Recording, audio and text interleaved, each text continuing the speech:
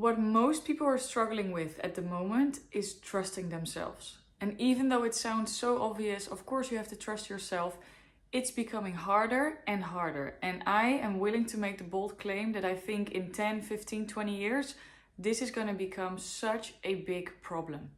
Because there is so much information. People are hungry for wisdom. People are hungry for answers.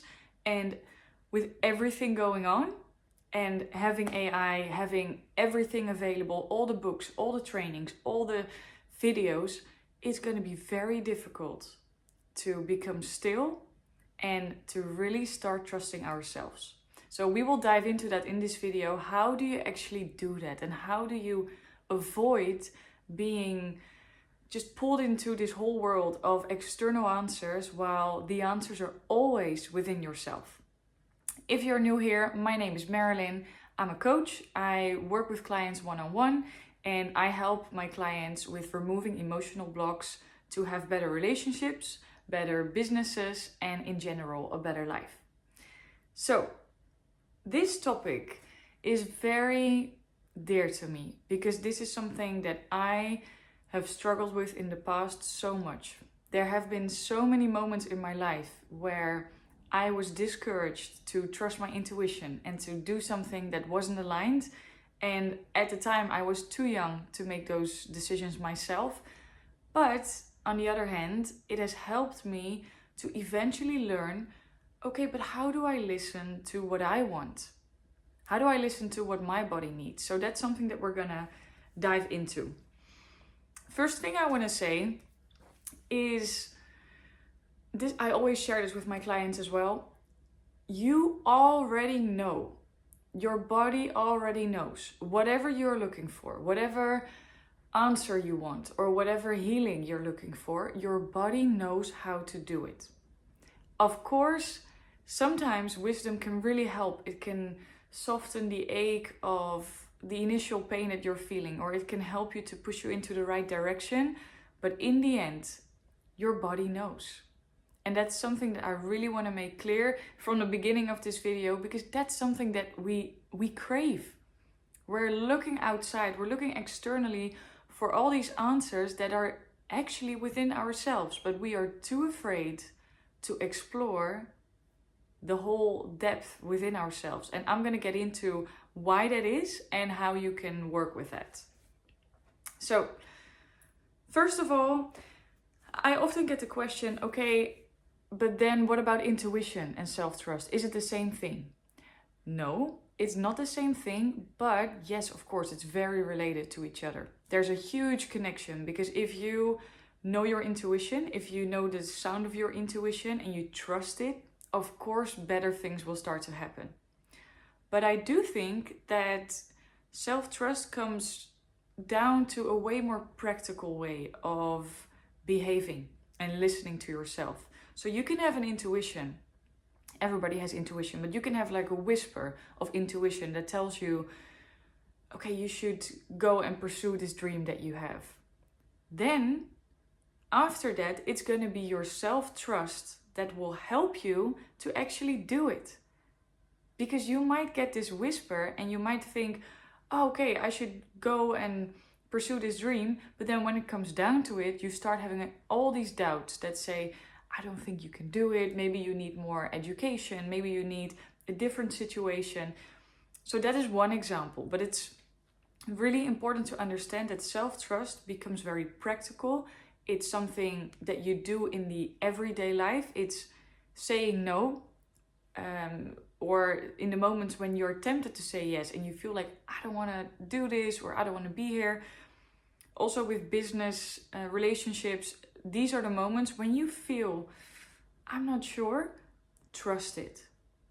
But there are way other examples that can help you as well. Because even with food, if you feel that you shouldn't be drinking coffee because you're a little bit nervous or you feel anxious, and yet you do drink it, that's another confirmation that you give to yourself, like, I don't trust myself. I don't listen to myself. I don't need my self-trust because I'm just gonna do whatever I want to do in the moment without checking in with myself.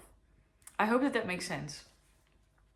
So that's one thing that I wanted to make sure, difference between intuition and self-trust.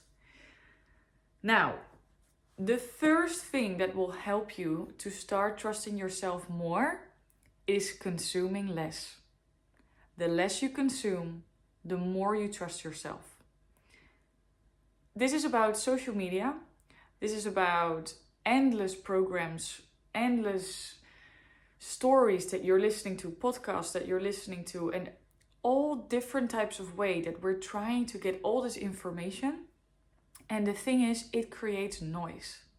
I have spoken about this before in previous videos, but the more you become quiet and the more you allow to get the answers from within yourself, the easier it becomes to trust yourself.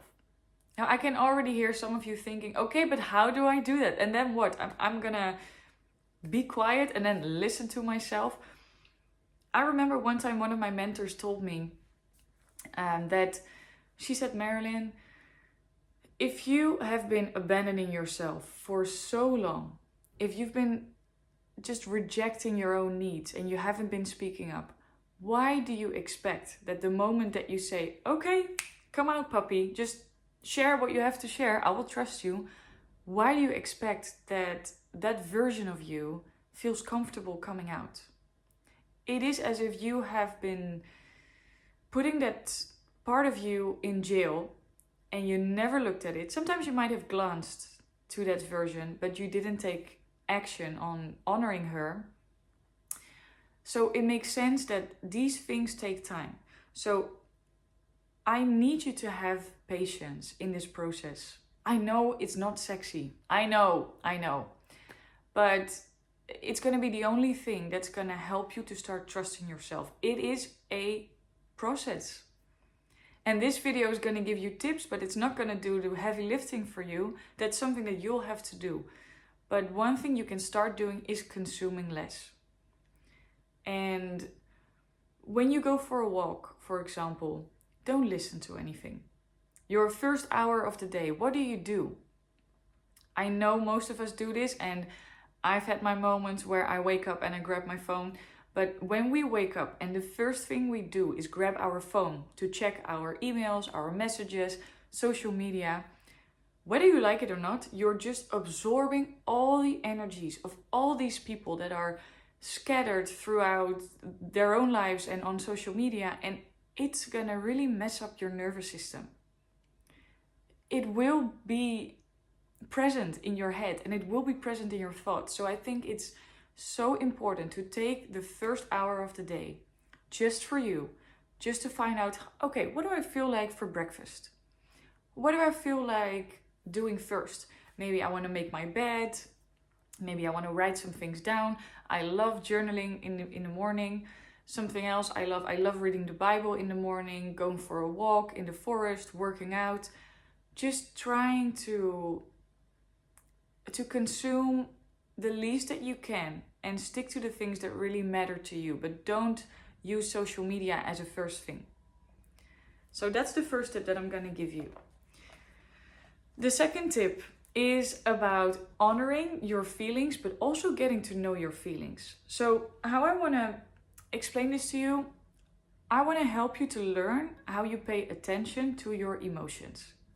Something that I notice with my clients is that they often do feel the emotions, but they've been so focused on distracting themselves or ignoring them that they had a really hard time in the beginning reading the signals of their emotions. But the more we practiced, the more it became easier to listen to, hey, what is it actually trying to tell me? Because, emotions were designed to really help you. It's such a genius process. We don't like all the emotions, but hey, they have a function. They're here to help us. So I want to bring it back to the basics. So you have 4 basic emotions.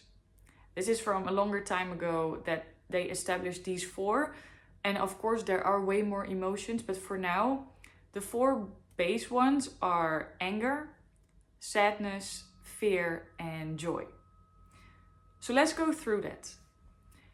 Whenever you are angry, what it means is that a boundary has been crossed.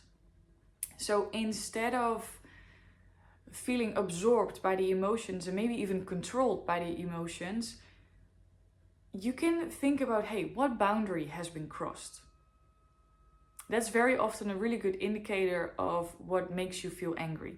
Now, I'm not talking about uncontrollable anger that stems from trauma and that comes up and then that person says, oh, you crossed my boundary. No, I'm talking about if you are emotionally healthy and you feel angry in a situation, maybe someone says something to you, or maybe they don't respond to something that's really important to you, and you feel irritation or anger, then know that that means, okay, there's a boundary. There's something that I needed and that couldn't be given to me. That doesn't mean that you have to lash out to those people, but this is a really almost sacred process of finding out, okay, who am I? How is my body trying to protect me? Because that again links to self-trust. So that's a really beautiful indicator. Now, the second one, sadness. Initially, when we feel sadness, it is because we miss something. It could be missing someone, something, maybe we've lost someone, maybe we feel sad about a reality that hasn't happened. Maybe we had a different idea of the future and then all of a sudden it feels like that reality has been taken away. Sadness shows you what you love. And grief also shows you how much you loved something or someone. So sadness can also be a really good indicator of how much connection we need. So let me explain. When I speak to my clients and they tell me that they are very lonely or that they feel very sad, very often we find out, okay, there is this need for more connection. And instead of drowning in that feeling of sadness, we can take action on it and we can trust that these emotions are trying to tell us something. And I think it's such a beautiful way to move you towards action instead of feeling so uncomfortable and frustrated with the feelings of sadness. So that's where it can come from. Then fear. So obviously fear comes from a potential threat that has been wired into our brains ever since we're here. And sometimes, especially right now, not even sometimes, very often, there's not an actual threat. So what happens is that when we feel fear, we connect it to, okay, this is going to be actually dangerous, just like a tiger is coming to get us. But the thing is, we live in a different world. We are more afraid of different types of threats. So that could be judgment or being left out or being rejected, those type of things. But something else that people don't talk about a lot is that fear also represents something unfamiliar. We are afraid of the unknown, but that doesn't mean that it's always a bad thing. So again, when you feel scared or when you feel overwhelmed with anxiety, I always say to my clients, to myself, try to discover what it's really trying to tell you. And I don't think that we have to overanalyze everything that we feel, but I do think that if you give space to the fear, then you can really examine, all right, is this about something that's maybe new for me? Let's say you want to show up online and you're afraid of judgment. In the end, you're not gonna die. But of course it feels scary. I get it. And the only thing that I'm trying to say here is that in the end, it's not dangerous. It's another way of meeting all the people that you love or that really align with who you are. But this could also be something else. Let's say you have a unexplored hobby or a passion that you would love to pursue, but you don't do it because you're afraid what other people might say, afraid what would happen, what would have to change.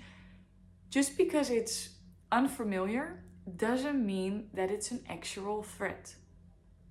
So again, trust the signals, but then use your own capacity and your own self-trust in examining, all right, but can I work through this?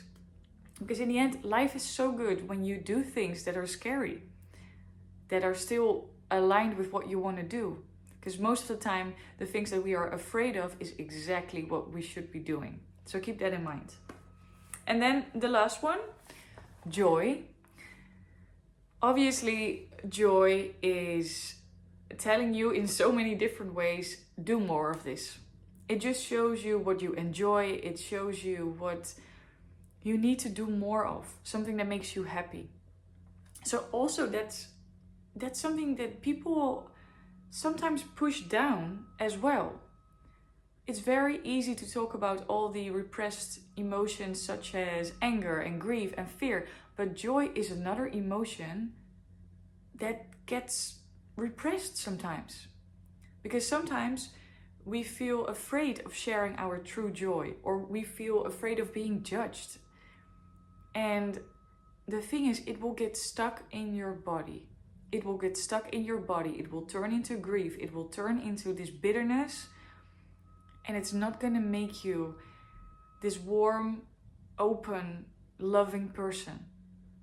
Now, I don't want to judge yourself here. If you have some of these emotions deep under the surface and you haven't been paying attention to them, most people haven't.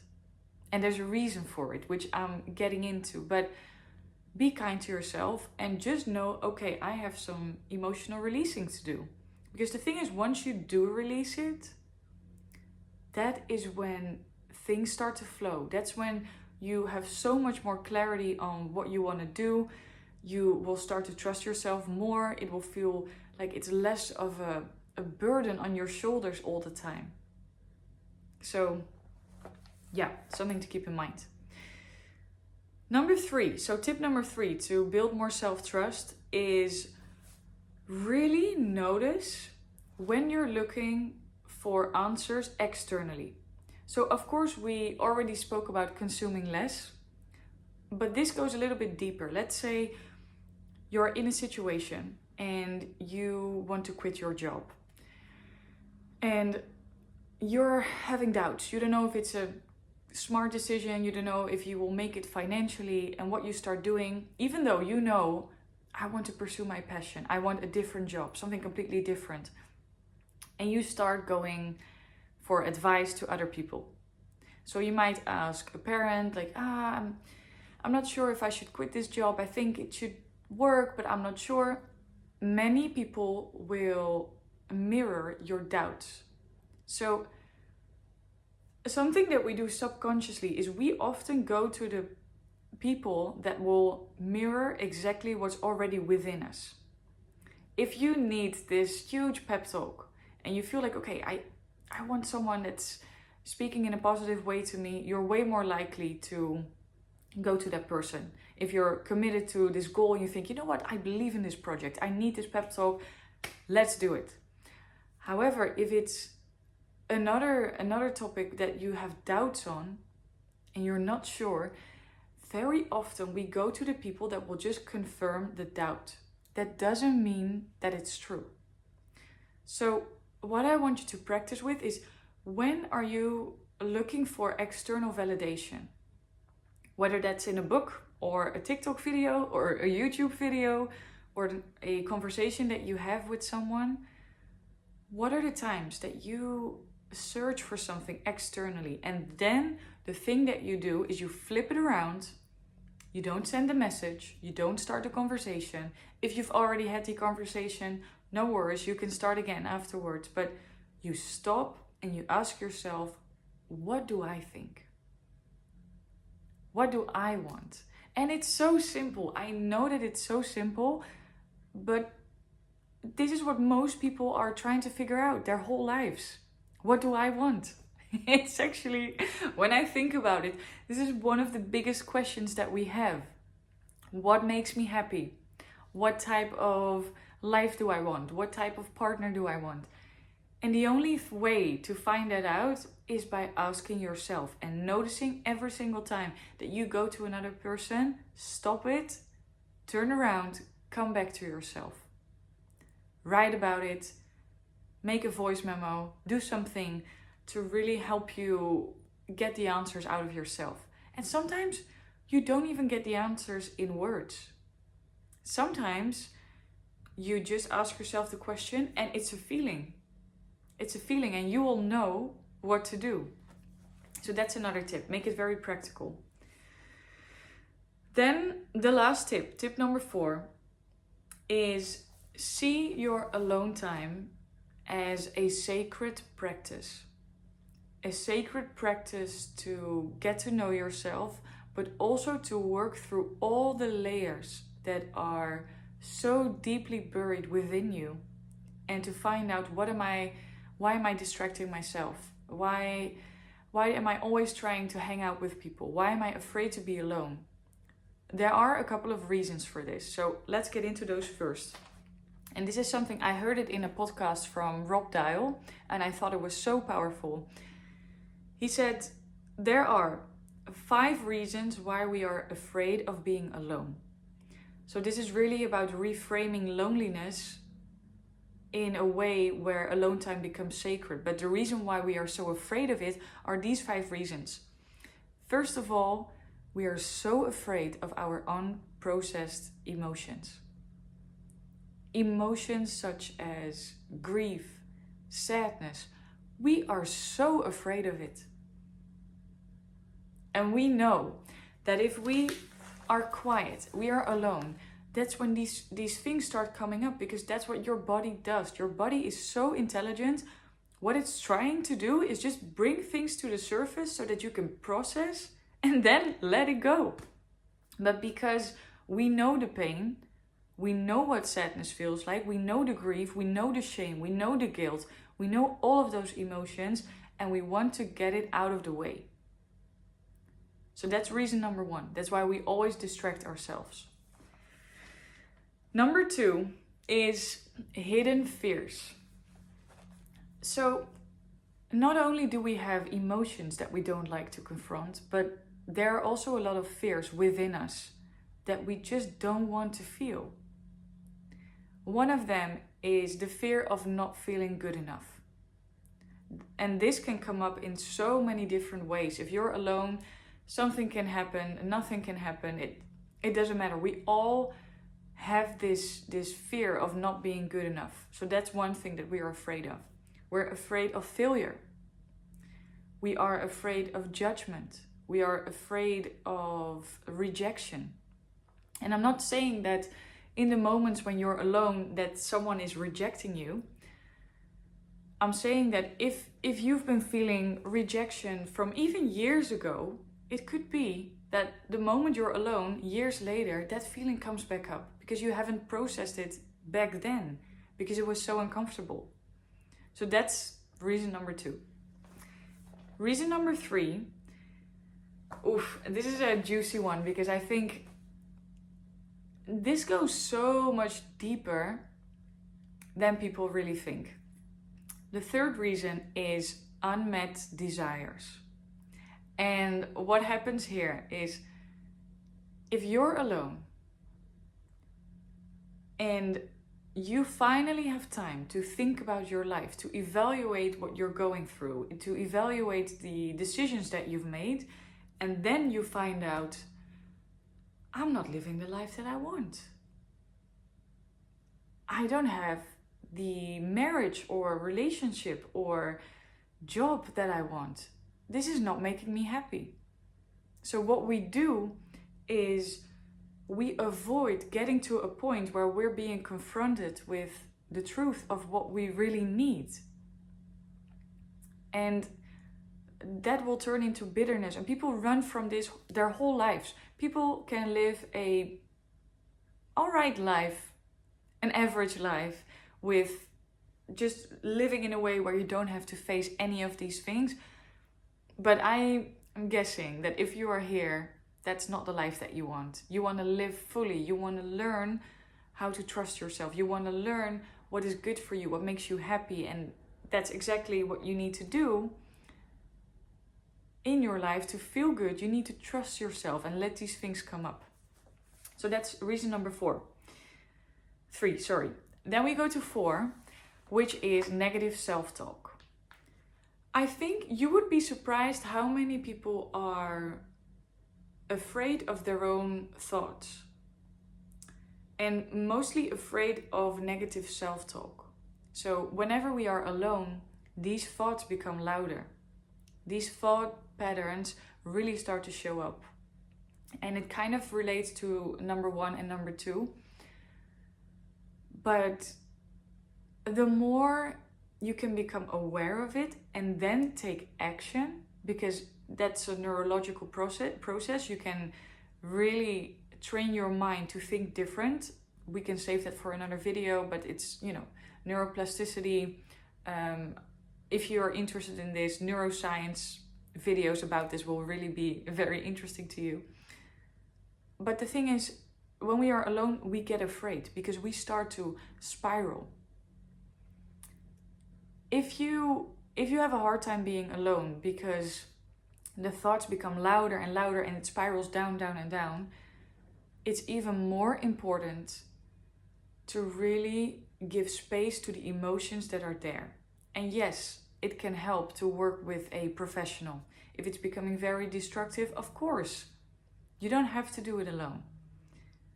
You don't, even if, that's another thing when we talk about self-trust. If you feel like, I don't think I can do it alone, then ask for help. There is no shame in that. There's absolutely no shame. And I even believe that we get to the point of what's holding us back way faster when we are working with someone. Because the thing is, we have these blindfolds on. We don't see what other people can see so clearly. It's just how we work. And of course, you can find it out, but it might take you 20 years. And when you do get, help from someone, then that might help you. The last one, so reason number 5 why we don't spend time alone, is because then these existential questions come up. That also relates to your unmet desires, but let's say you've done all of the other 4. You've gone through all of that stuff. You're not afraid to feel your emotions. You're not afraid to face your fears. You're not afraid to find out what your desires are. And you feel like you've mastered your negative self-talk. You will start to think about, okay, then what do I want in this life? What do I want to give to the people? What do I want to share? What is my gift? What is my purpose? What are the things that are going to help me? And not everyone is ready for those questions. And of course, when you do ask yourself these questions, it's going to set you free in a way that money could never ever buy. So that's why I really believe in going through these steps, because that's where we feel this fulfillment. This is what people are essentially looking for. We're looking for our reason why we are here on earth. It could be to have a family, it could be to be a business owner, it could be to just have fun, whatever it is. As long as we don't know that, or we don't know ourselves, we will feel this void. And we will try to fill ourselves with all sorts of distractions. I know that this works, and I know that it's for courageous people. Because like I said, not everyone is ready for that process. But the thing is, once you work through your emotions, once you give it space, once you become familiar with your fears, they control you less and less and less. And I see that with my clients. They are so brave when we work together. What they do, they are not afraid to go to their emotions. They feel the anxiety though. They don't like it necessarily, but in the end, it's about what's more important. Is your mission, your happiness more important than the temporarily feeling of sadness, of grief, of shame, of guilt? It's all about processing. And you will also learn that once you do all of those things, you will start to trust yourself more, because you feel, okay, I have survived. I have felt the emotions that I was so afraid of. I have gone into what's important to me and what I want in this life, and yet I'm still alive. And that's also something I want to add here. Again, self-trust is being built by tiny, tiny steps. It's a process. It might take you years, and that's okay. I feel like most of us, we want this solution, boom, straight away. We want to know now. We want to trust ourselves right now. But the thing is, why don't we start enjoying this walk of becoming better at it?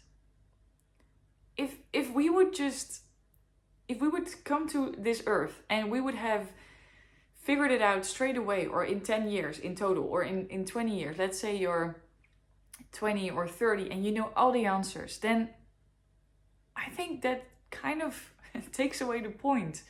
I think the most beautiful thing and the biggest masterpiece that you will ever work on is this journey. So just enjoy it. There's nothing wrong with you. All of these things that I just summed up, we all experience it because we're human beings and it's normal. And there's no way how we can go around it and that we can avoid it. So you might as well enjoy it and make it fun. I know it sounds for some people like, how can you make these things fun? But you really can. Create rituals, talk about it with people, share your experiences. Then whenever you do something that's very brave and that took a lot of courage and it might have made you feel really tired, do something nice for yourself. Go get an ice cream. Go do something fun with a friend. But honestly, there's just no shortcut here. And I think the bravest thing you can do is to learn how to trust yourself and to really turn down the noise and to find out, who am I underneath all the noise?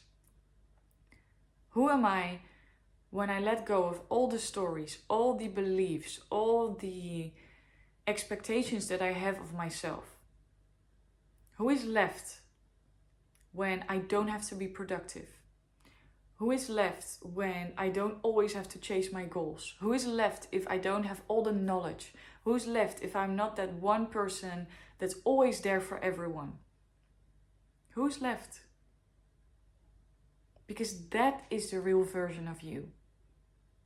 That's the person that you should start getting along with. And even something I said to one of my clients was, start dating yourself. Start dating that version of you.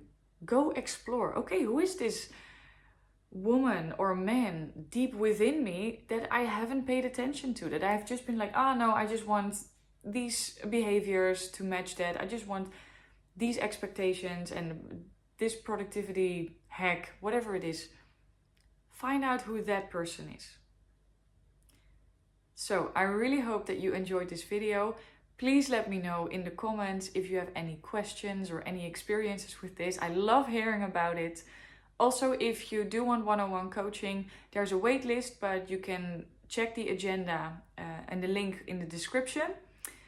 I would say enjoy this process and I will see you next time.